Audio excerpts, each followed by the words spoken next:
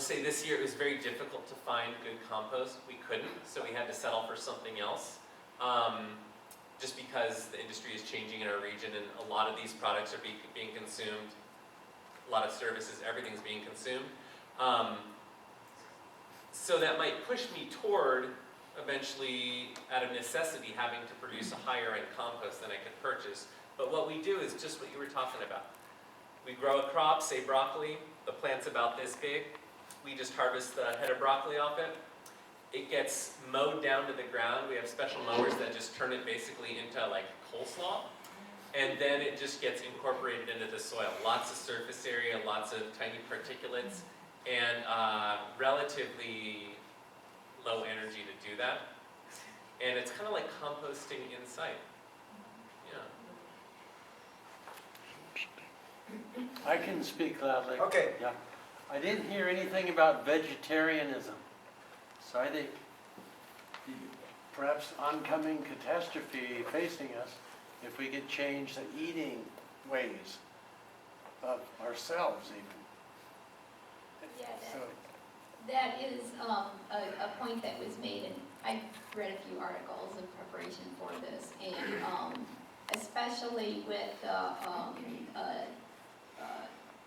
Asian and like Chinese nations, as they become wealthier, then there's they want higher quality proteins, more, better food essentially. That is going to affect, food production, how much food is available for everyone. Yes, so one point was that if we change our diets and, don't emphasize the higher up the food chain proteins that create more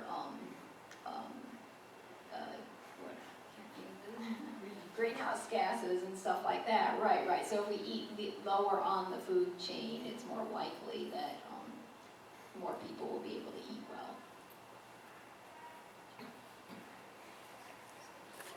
I'm open to it.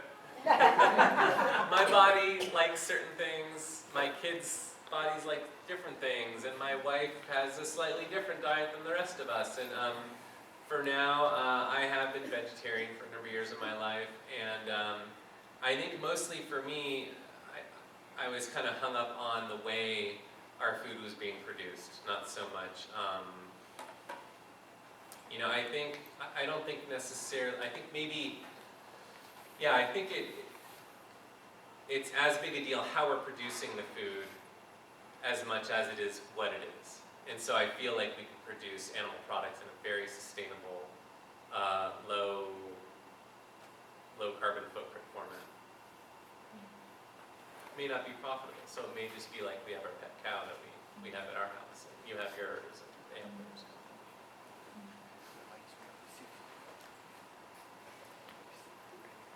Louise?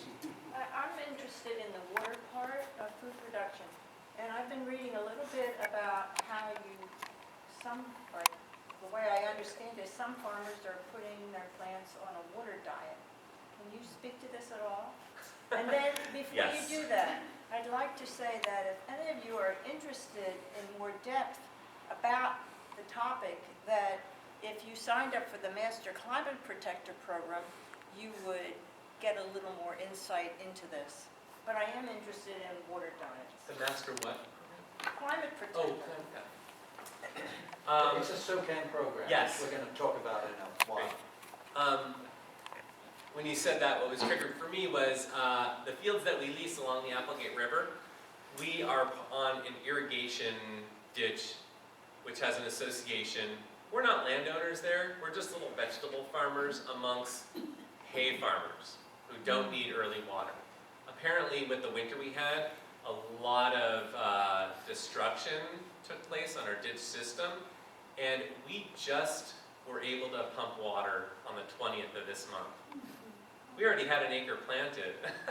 And so, again, I was talking about season extension techniques and whatnot, adapting to cold weather. We also have some tricks to deal with drought and warm weather. And so we were harvesting crops on that ground before we had even irrigated. We had bits of rain coming in. Just like with the cold weather, the way it changes flavors, reduced water production changes flavors. When we lived in Santa Cruz, you'd get like a maritime fog coming in, and you wouldn't have to water your tomatoes, and you actually increase the quality of the tomato by dry farming them as you do pumping them with water. Because think of like a glass of lemonade with a little drop, like 1 grain of sugar versus one with a whole teaspoon of sugar. It's way sweeter, right?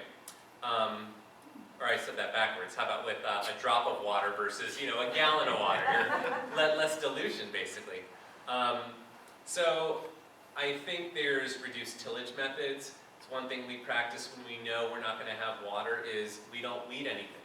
We keep row cover on it. We keep a very humid microclimate right on the plant. And it's amazing how much growth you get off of this sort of xeric environment that's created. So I think I haven't intentionally tried to starve my plants in a while. We do with tomatoes though. We grow greenhouse tomatoes that are just an unheated open tunnel, plastic tunnel.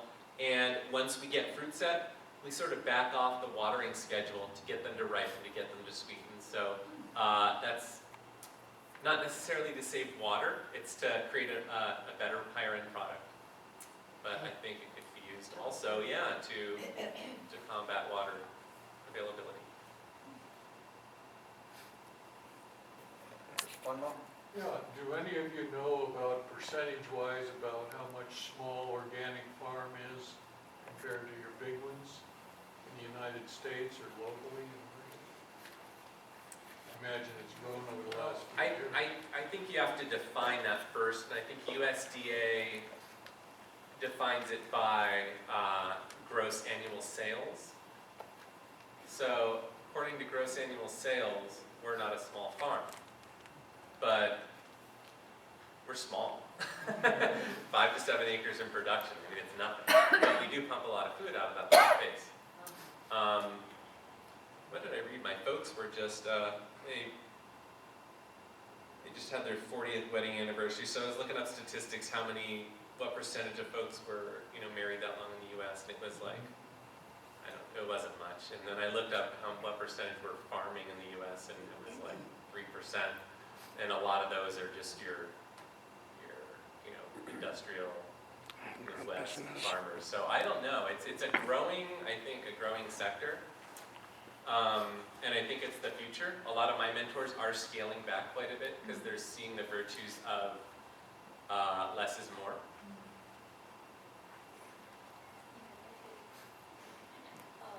The Rogue Valley Food System Network did an assessment in 2013 and 2015 about, you know, trying to gather information about what is grown here in the Rogue Valley, because how do we know if we're increasing it if you don't know where you're starting from? And one of the questions were the size of farms and organic farms. And around here locally, there's a couple of ones that are quite large, like around 100 acres or something. And then there's a lot that are about the size of yours, just a couple of acres. And there's nothing in between. And it comes down to, a lot of it is that that scale problem that Josh was referring to, that in order to get big enough, you know, to sell at a larger scale, it takes a huge amount of energy and work and like to plow through that. So there's like, and this is true throughout the U.S., there's a lot of, or especially with organic farms, you know, there's the big ones that's where you're buying that product from in all the big conventional grocery stores. And then there's the smaller local ones, but there's not that mid-tier. I could add to that really quickly too. From about 10 acres to 100 acres, we call that the no man's land. And when we kind of peaked, we were at 13 or 14 acres. The problem with that is you need to start investing, you know, $500,000 to $1 million just in infrastructure to be able to start working land efficiently. The problem is to be able to pay off that investment, you need to bump to like 100 acres. You can't quite, there's people that are trying to make it work on 30 acres, 40 acres, but it's awkward. So we decided to nestle back into our existing infrastructure, our best land base, our best market base. And I'm taking it a step further. Labor is our new challenge the last couple of years. So I'm trying to figure out, okay, if nobody shows up, can I pull this day off? And that's where we're at.